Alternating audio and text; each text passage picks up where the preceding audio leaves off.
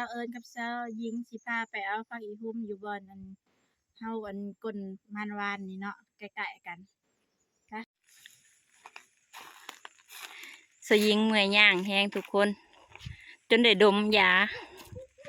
มันไกลกระดอกไกลแห้ง ไกลแห้ง สลินทุกคนแบบจนความหวยมาหน้าขอสลิน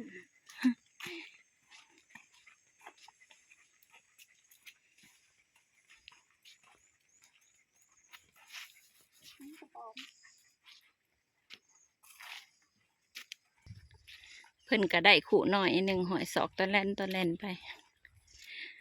ขู่เสมาใส่ผักอีหุ่มทุกคนมีคนจะขึ้นผักอีหุ่มก็เลยมาเอาผักอีหุ่ม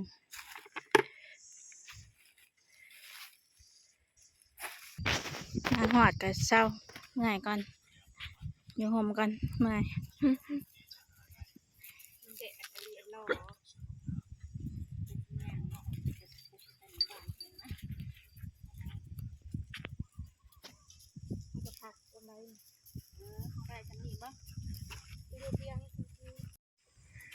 มาพันคุมทั้งมาเอาสมมากิน ทุกคนอยากกินสมทุกคน ก่อนสิไปเอาผักอีหุ่มกินสมก่อน ชาวลินชาวเอิญอยากกินสม พอแล้วแต่ปลายนึง หาพ่อให้ชาวลินชาวเอิญในเด้อจักว่าถือผ้าบ่จักแต่ยังบ่มีพ่อ อยากกินสมแต่ชาวยิงนี่บ่ขึ้นอยาก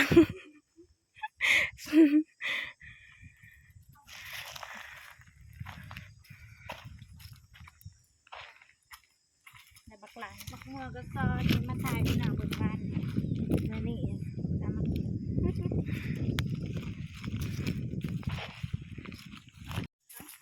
กินสมก่อนขึ้นกกไม้อยากเป็นปืนอะไรเดี๋ยวมันเป็นนะเป็นปืนแล้วมันจะเป็นใช่ค่ะขั้นได้เด็กตัวใหญ่เช็ดก็จะเล่นขยายก็เรื่องมันขึ้นใหม่เลยจ้ะยายังมาถ่ายมาถ่ายมาทาขวดอันบ่ได้กินน้ำบ่ยาเจ็บแผลนั้นเราบริหารยาเจ็บแผลน้ำก็บริมา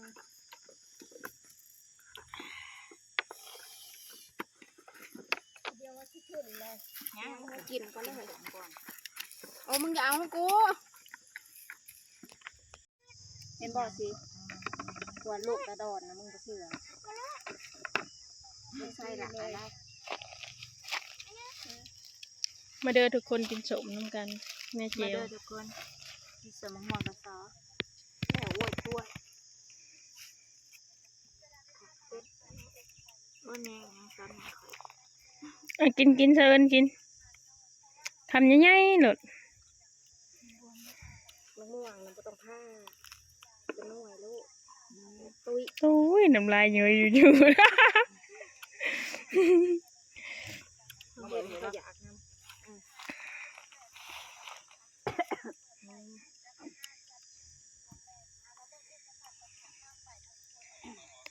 ลูกคือดังให้เรา แม่มือกลมันเฮ้ย มาจับเป็นห้อย โอ้ยเสือกินนะมึงกล่องน้ำลายแตก คนได้จุดแตกหลายสด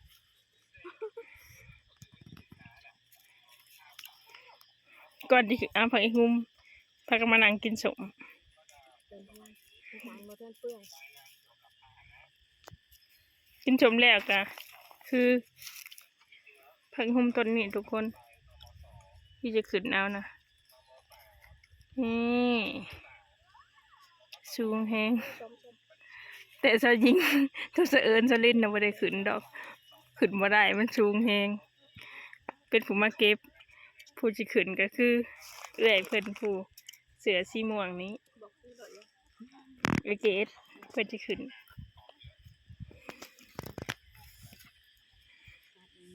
เอเกตเนี่ยเพิ่นเก่งเลยทุกคนแบบอยากกินพักกับแบบขึ้นเอาเองเสือเอิญสลินสาวยิงในย้อมเพิ่นน่ะยอมรับว่าเพิ่นเก่งอะลีเอเกตนะ เก่งแฮง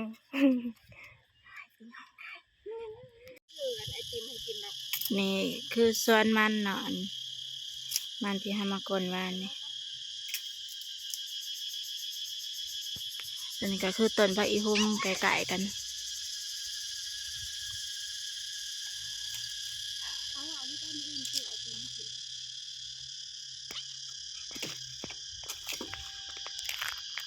ดูสิขึ้น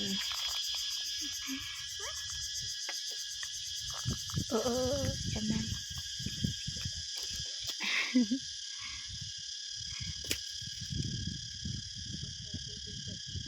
ขึ้นนั้นขึ้นต้นยังก็คือมือกูขึ้นมือนะขึ้นพันได้ที่5 บาทเลยลงให้ได้ลดมือจอยลดลมนะต้นนี้ต้นที่ต้นนี้ก็ เป็นผูกเสือกใส่แอวเนาะผูกเสือกผ้า อันนี้คือมืออาชีพแล้วทุกคน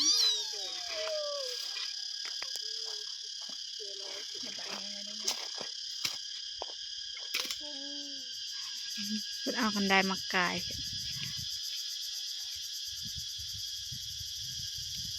โอ้ใหญ่กว่าเก่าแล้ว3 ปี 4 ปีเราบริสุทธิ์เลยเก่านะกอดนี้บริษัทนี้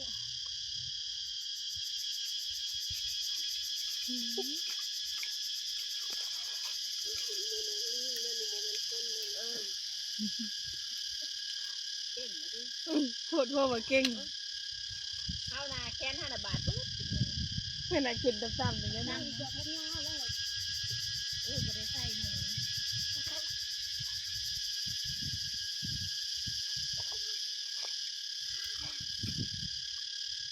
ลงไม่ได้จะผักเพราะ ร้อยยับออกร้อยมาเอาตัวนั้นเดี๋ยวจะให้เอาน้ำให้เธอกินเอาไว้ได้ อะไรมีน้ำเด้หนักยังแล้วน้ำคนเก่งได้เลย เสือกผูกผ้า อยากกินไหนสิมันถือไปแล้วนี่ ผูกแล้วก็ผูกใส่แอวไป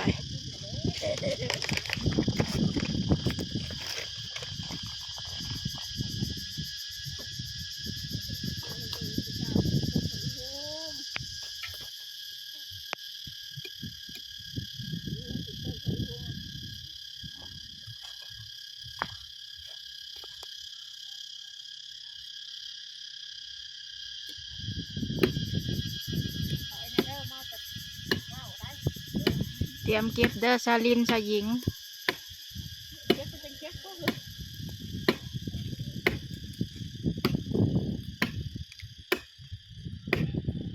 ผ่านไปคนข้าวเสือ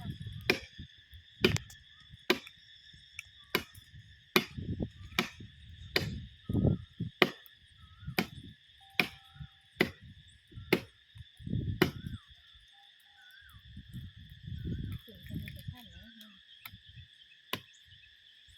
นี่ว่าขั้นจะกอดเดี๋ยวเป็นสิบนะ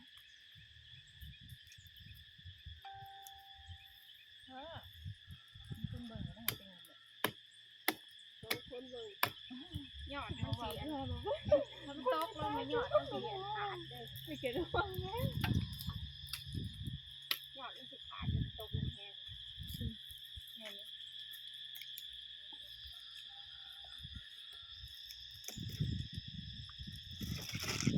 ไปห้ามแหละ อืม หัวได้หามงาพยิง ยังไงนึง คุ้มใจระยะ เป็นยับขึ้นอีกเลยหย่อนบ่พอกันกินเป็นวันหลายคน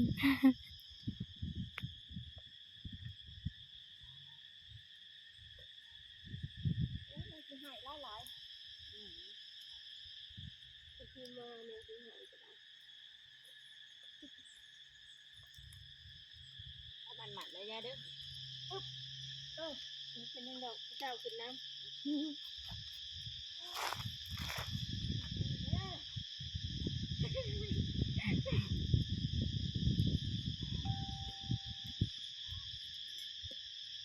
เห็นอยู่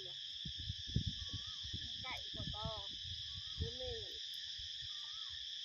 ตัวคิดเห็นก่อนๆมันคือบ่ได้กิน ตึงตึงอยู่ละ ตึง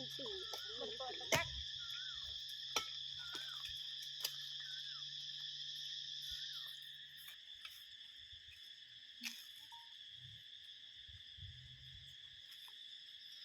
เป็นตู้เปิ่นเล็ดสิเล็ดน้ำกันเนี่ยโทนกับไข่เห็นกันแล้วก็แป๊กเลยแต่เห็นเอื่อยแล้วก็ปู้บังจะได้ผล ยังได้ บาย จิ๊บแรงงัวมากเลยนี่ ไรงัวเด้อไรงัวเด้อ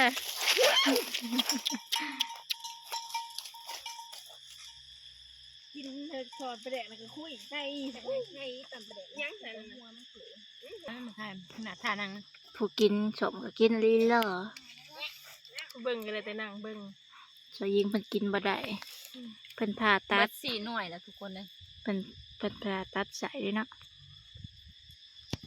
สิพ่อปีแล้วยังกินยังบ่ได้ ตำประเด็น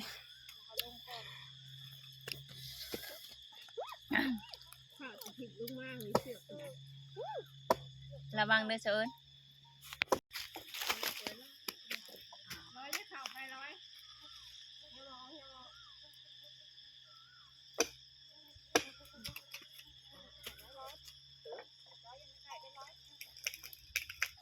โอ้แม่กี่หายก็แตะโพมันมากินผักอีหุมเขาว่าคันแมงใหม่ยังกินนะมันบ่หึ้นเขาว่า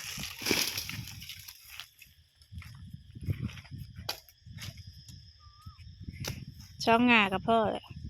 อันบลายพ่อได้1 ไผ 1 มันเอาสยิงกับงัวผู้ใดสิไวกว่ากันสลินเนาะว่าพี่ สลินกับงัวไผสิไวกว่ากัน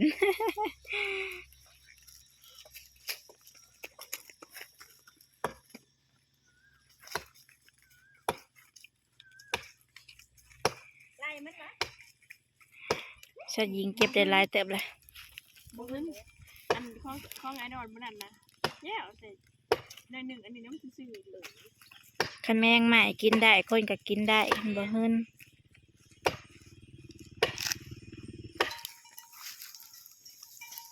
เก็บสยิงกันมาทันงัว โอ้ยน่ะบ่ได้ใช่กูมีแห้งเด็ดพี่น้องเลย เป็นไงเบิดลิดบ่ เบิดลิดเลยบ่ได้ดมยา สยิงนะพวกยาดมตลอด โอ้ยจะเป็นถึงหัวงัวเด้ จะม่วงงัวสรุป จะเป็นงัวสลบนำบ่กุ้งท่าได้น่ะ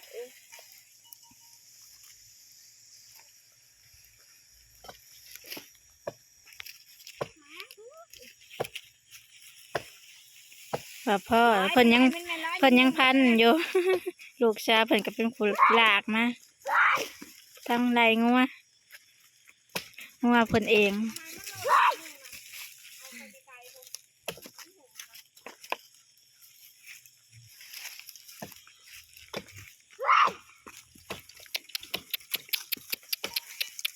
กินหมกหวานจะโซ่ชิดหน่อยๆนะยายเอ้ย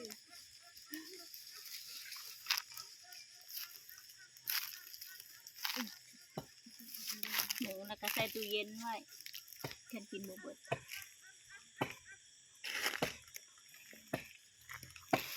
เชิญ บอกให้เราลงมาเรายังพันอยู่ปังอยู่ หันไปยังดอกเดียแท้ พอแล้วลงมาทอด หุย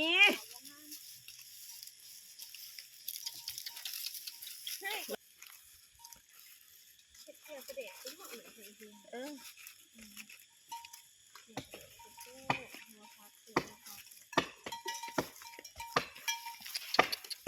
หยาดกันกับงัว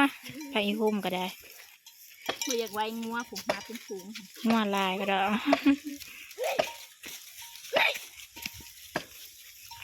เปื่อนแล้วดีร้อยน้ำโพแห้งอยู่ไรงัว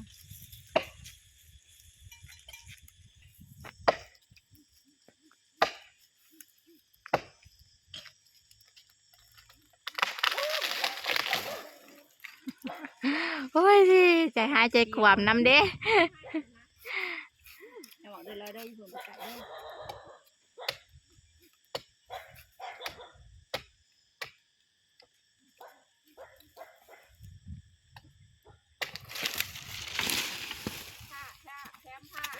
ยองวะ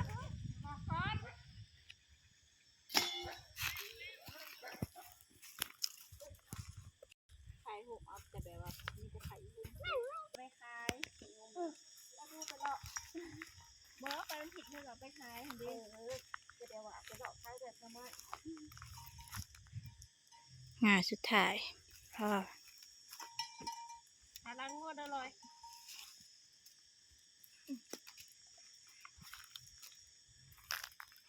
พากันมากับเนี้ยไปปลูกอยู่เนาะ อันนี้เราทุกคนอยู่ในหยอดอ่อนๆพอดีแสบกัน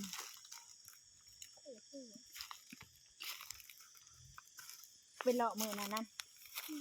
จนเมื่อยย่างนะหอบนึง เจ็บเอง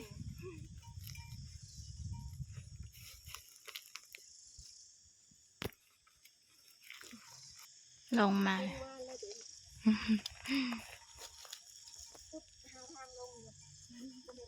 ร้อยเมื่อเอากระสอบร้อยเด้อ ครูบอกที่เหตุอะไร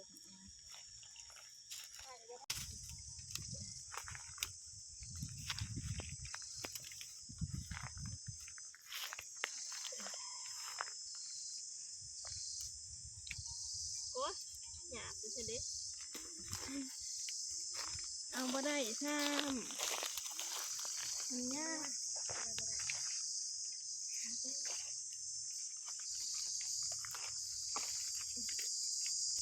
ช่วยยิงเพิ่นเอามีดปาดเอามันหยาบเพิ่นว่า ถึงจะผักหุ่ม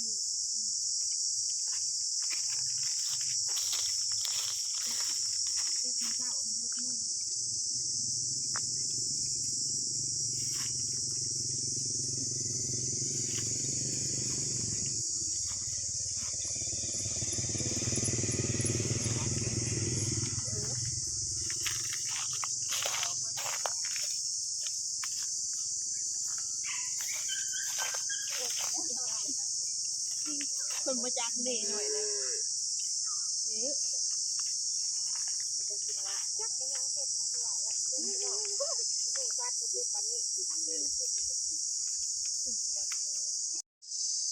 เมื่อไรทุกคนคำเลย เคยขี้ย่างห่อนนั่น ไปทางใดกันมิตรย่างได้เด้อซุ่มสามสาวนี่ผมมีรถ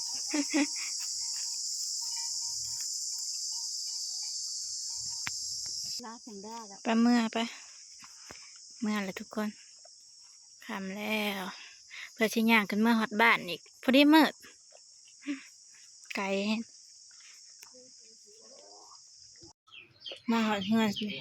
หอดเฮือนเจ้าหญิงปันกันอยู่เฮือนเจ้าหญิง เพื่อนคนเป็นเพื่อนชนิดอย่างผู้ถอด